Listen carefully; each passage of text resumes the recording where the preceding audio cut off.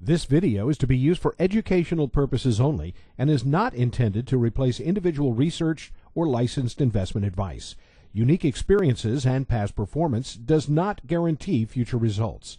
Trading stocks, options, and spot currencies involves substantial risk, and there's always the potential for loss. Your trading results may vary.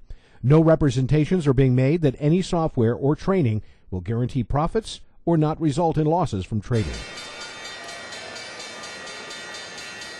This is the Premier Trade Market Wrap.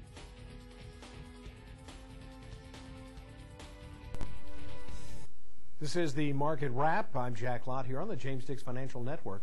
The National Association of Realtors reported that sales contracts on previously owned homes in the U.S. fell 4.7% in May. That from the previous month.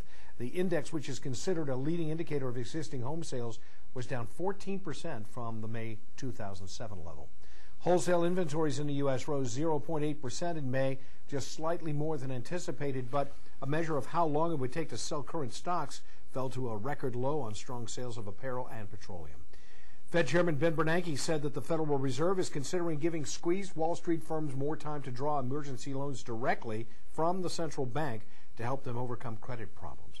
And it's been reported that the Fed may hold off on its first interest rate increase since 2006 until policymakers judge that financial markets are stable enough to allow the central bank to withdraw its lending backstop for Wall Street.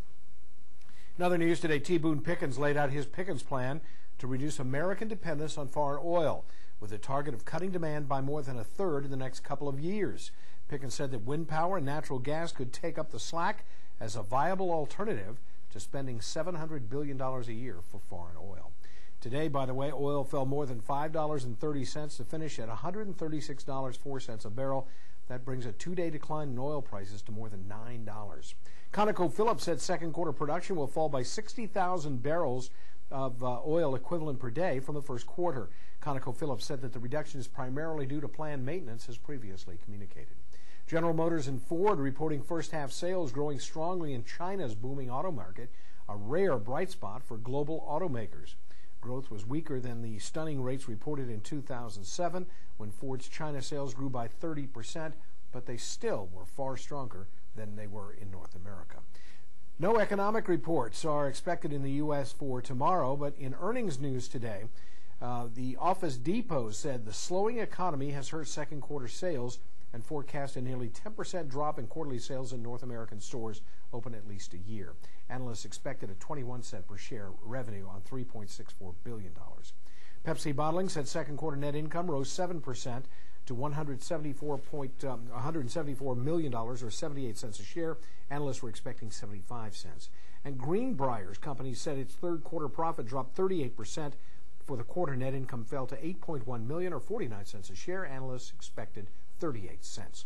Earnings on Wednesday: Flow International, Ruby Tuesday, Shaw Group, Wolverine Worldwide, and International Speedway.